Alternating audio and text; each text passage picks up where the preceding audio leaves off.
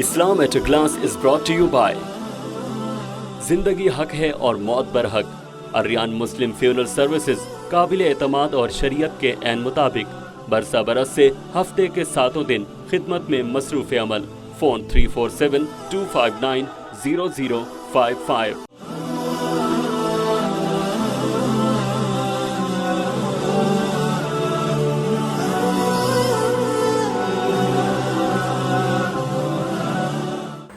Assalamu alaikum wa rahmatullahi wa barakatuh.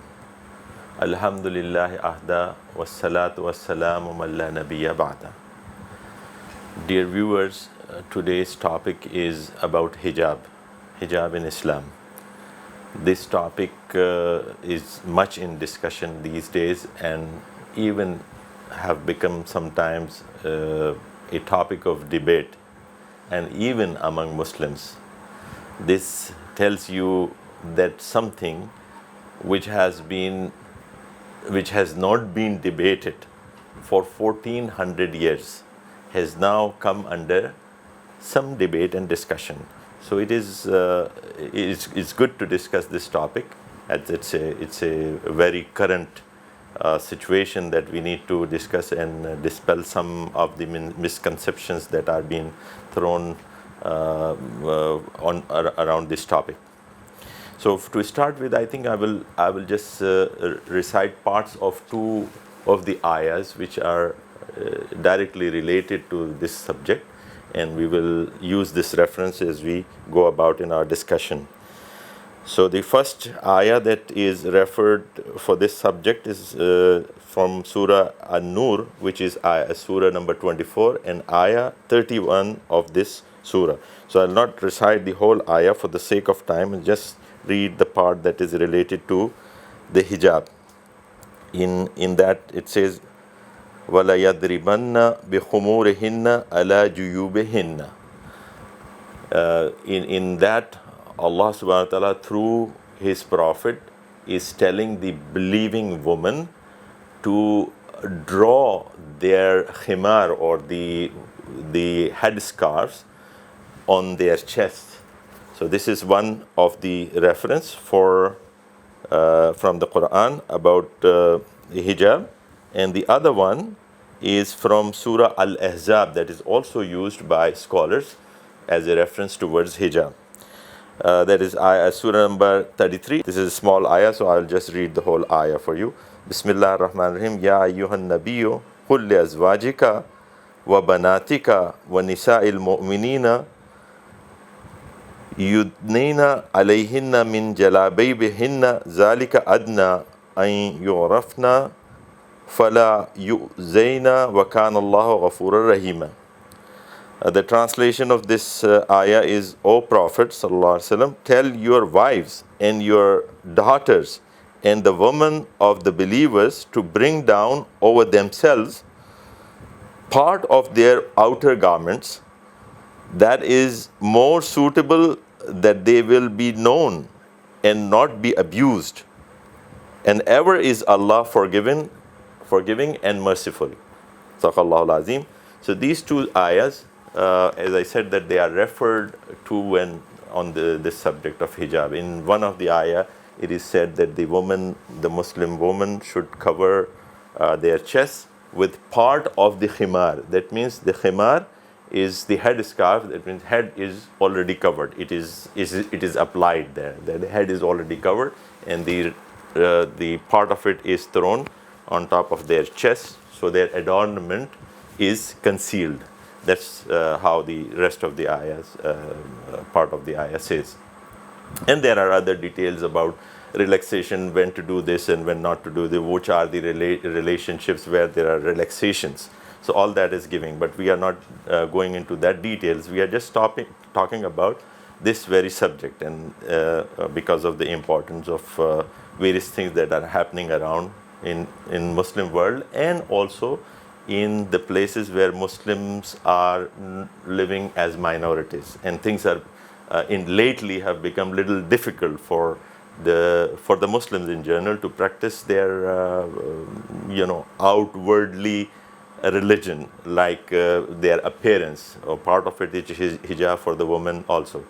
Like the Muslims were, 10 years back, 5 years back, they were, the Muslim families are recognized. If a woman and a man are walking on the streets of Washington or New York or London, they are recognized as Muslims because of their women who are wearing hijab. Otherwise, there is no, not much difference in when we walk. So this is very apparent part of Muslim identity that Allah has given to the woman. And the reward of that is also according to the importance of this fact that women are doing even in places where there is, in the world where it's very high temperature and it is very difficult to cover the head and keep themselves covered like that, but they do it, and they have reward for that equally. So as I said that this topic is being debated for 1400 years. The Muslim society was never this type of things have come under debate, and now the tendencies are, one tendency is that some of the people, they try to play with the ayahs of Quran and their translations, and also with the content of hadith, and try to bring some relaxations and crossing the limits sometimes. Yes, there is a broad area when it comes to the clothing for men or women. It is not very strict that you should do this, but this is a broad area. But there are certainly some limits. We don't want to cross that. We want to stay within the framework which ayahs of Quran and hadith of Rasulullah SAW and the Sunnah give us. These are the boundaries. We should not go out of it by twisting the meanings and all that. That's what our book, Allah's book, claimed that some of the people of the book used to do that, twist the meaning of the verses of their revealed books to come up with some meaning which is closer to their desires. But it's not like that. You believe it. If you are believing it, you need to try to practice it. If you are not able to do that, if you are weak in that, may Allah help you. May Allah bring about easiness in your life. And then Allah says, "Man yattaqillaha yaj'al lahu mukhraja." Whoever fears Allah and work according to His commands, by fearing Him, Allah will provide for him a place, an opening, so that he can practice the things more easily. So it is, as I said, that it has become little difficult for our sisters, especially in some of the Western countries these days, to continue to practice this wearing of hijab. But what is the reality? The reality is that even after all that Islamophobia and what we have seen, some incidents that happened, some tragic incidents even after that, if you look at the statistics and look at those ayahs, as I said, we will refer to those ayahs which we just read. What it says, the women, when they go out, they put a cover on that, jalabi bihinna, the other ayah that I recited from Surah Hijab. It says, Surah Nur, it says that you put your jilbab on you when you are walking out for some necessity. Why? Because you be recognized. You be recognized as a pious, honorable woman. And the miscreants and the hooligans will not bother you, will not harm you, will not abuse you. So these things, the reason for that, when you walk out of your house in this situation, while throwing a garment on top of you, covering yourself, covering your head, when you walk, you will not be harmed. Somebody will question that, now because there is Islamophobia, people will recognize and maybe say something, or even try to pull the hijab off and things like that. Things happen, that's true.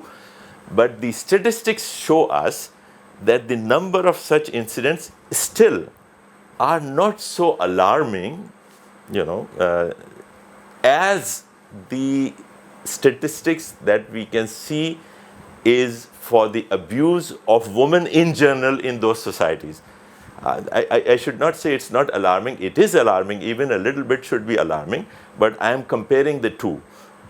The reason is the ayah is saying that you will not be abused if you dress like that. But those who are abused, if you look, I can just share with you one statistics from 2015. They did the survey on 27 US universities for the undergraduate girl students. And they found out that 23% of those girls, undergraduate university students, they were either assaulted or there was a approach to them like in harassment. So 23% of the women of the societies of that Western culture I'm talking about is facing this problem. So you can see the statistics. It is not that many for even after this, all that Islamophobia that we have seen in the recent years. Yes, it is alarming. Yes, it is. It should be talked about, and there should be ways to stop this kind of culture or this kind of attitude, which has shown up in the last few years. Which is known as Islamophobia, part of the Islamophobia. And there is a recent resolution passed in the UN against that as well. So this is the situation. Now, the attitude should not be that in such situations one go to, as I said, to the ayahs of Quran and try to, some so-called scholars, to try to play with the meanings and try to find some relaxations which are not available there. Yeah, as far as it is available, yes, some people say, yes, there are Sahaba who are of the opinion that only one eye of the woman should be visible. Very renowned Sahaba, Ibn Abbas has this view. Abdullah ibn Salam, who was one of the Sahabi, also had this view, and other Sahaba have this view. So this is there. If the women are covering their face, it's one of the option. If they are not covering their face and their hands, following one of the other opinion, this is also derived from some of the hadiths of Rasulullah, that is also available. But saying that even the scarf is not required according to the meaning of Quran and all that, this is completely unacceptable, and this is not according to what the understanding have been for 1400 years. So see what happened to the Muslim society, that if I tell you that the most dissatisfactory times for the Muslims, or where I should say the times of degeneration, you will see that maybe we can call one time of difficulty when the Halaku Khan attacked Baghdad and destroyed the cities of Muslims and killed a lot of them. But even at that time, because they were culturally came under the influence of Islam, although they were the occupiers, they end up being Muslims themselves. So these types of things did not happen over there. But what happened in the century between 1950 or so, 1850 or so till 1950, which is the time of colonization of Muslim lands, where the Western European colonizers dominated the lands of Islam, and the culture that was existing and the religious traditions even that were existing for 1400 years in those societies, they started being questioning them, that as if it is an impediment to the progress of the society, which is completely untrue.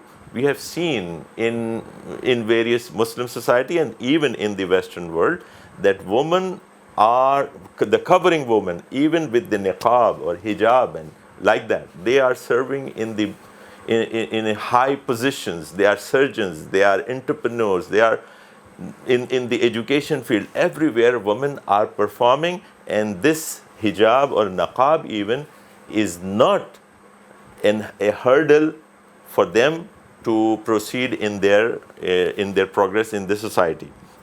I tell you that this is not only the Western society that we are seeing some things now. The things were even worse in the Muslim world itself. If I give you an example, like few years back, I remember 2004 it was, when my family had the honor of hosting Marwa Kawaski, who was a parliamentarian in Turkey, and she was thrown out of the parliament because she wore hijab. Only for that reasons they took away her membership, and she has to leave Turkey, and she came and settled in United States. So we invited her for a program. So I'm telling you that like few years back, this was a situation in a Muslim country. And I share with you a very moving experience that we had. Me and my wife, just few years back, like 6-7 years back, we were visiting Istanbul, and we visited the Suleymaniye Mosque. In Suleymaniye Mosque, when I went to make wudu, I told my wife to sit outside, and she was sitting there, and she was covered with her hijab. And there was a Turkish, when I came back, I saw a Turkish woman with her son, and she was sitting next to her and crying. And when I came, we said Assalamu alaikum, and they left. And I asked my wife what was the reason why she was crying. And my wife told me she was very happy to see me as a woman who is covering her head, who was not a Turkish woman. And she was crying for the reason that her husband used to work for Turkish army, and because of that reason, she was not allowed to cover her head with the headscarf. That was the situation in a Muslim countries few years back, like 6-7 years back. So the things have changed, and now Turkey or any other place in Islamic world, this is not a problem. Many years back, even some of the what we call so-called enlightened and liberal people in the Muslim society used to think of such women who are covering themselves as backward. It's no more there, because the woman and our sisters from very high positions and high societies in the Muslim worlds are coming back to hijab. You see the streets of Cairo, you see like 60-70% women wearing hijab. You go to Malaysia, you see most of the women covering their head. You go to every place, this trend is coming back. The Muslim, especially the youngsters, are coming back to these traditions after that 100 years of degeneration that I said, the time of colonization. So we are coming out of that. This is what is happening in the Muslim world. And this is the situation in the West also is not so bad as it is being portrayed, that now it is not possible for Muslim women to follow this hijab. This is the command of Allah. This is the command of Rasulullah sallallahu alaihi wasallam. So Muslim women have to think of that order, that instruction like that. And if there is a difficulty, may Allah make it easy for them. As I said, that whoever, the ayah of Quran says that whoever will fear Allah and practice his deen accordingly, Allah will find ways. It is same like the men in the West, they or even women, they try to stay away from the mortgage, which is haram. And also they are in need of finding a way to get a home for themselves. This is a difficulty. But because they fear Allah, Allah will definitely and have, we have seen in our lifetimes in the West also, such people also get some ways, somehow, they get the arrangement to get their houses. Similarly, for the woman, if there is some difficulty, I know one American revert woman who said that in 1991, when I started wearing hijab for the first time, I always thought that I will not be able to progress in my profession. I may not feel difficulty on the streets and all that. And she has become the most,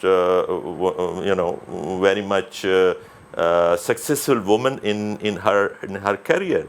She did a PhD. She has done, very highly paid jobs in the United States, and she is happily married.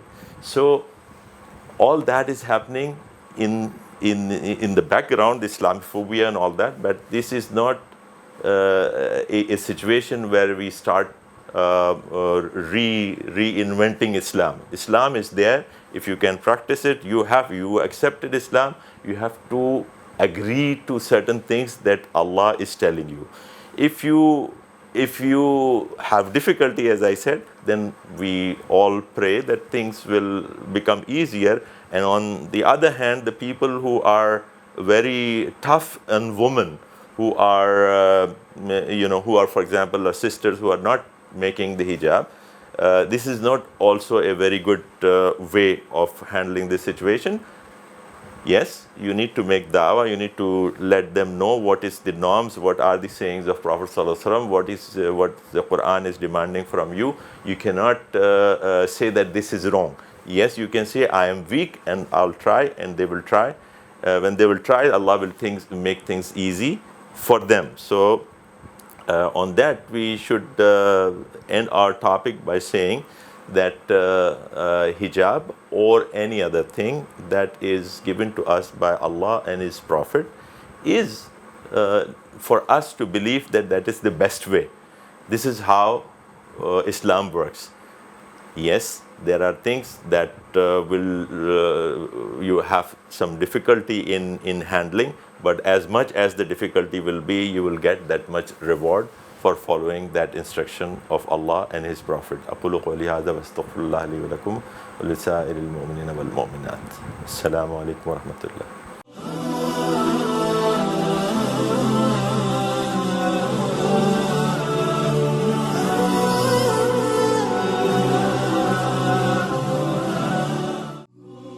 Islam at a glass was brought to you by जिंदगी हक है और मौत बर हक अर्रियान मुस्लिम funeral services काबिल एतमाद और शरीयत के ऐन मुताबिक बरसा बरस से हफ्ते के 7 दिन खिदमत में मसरूफ़ अमल। फ़ोन 347-259-0055।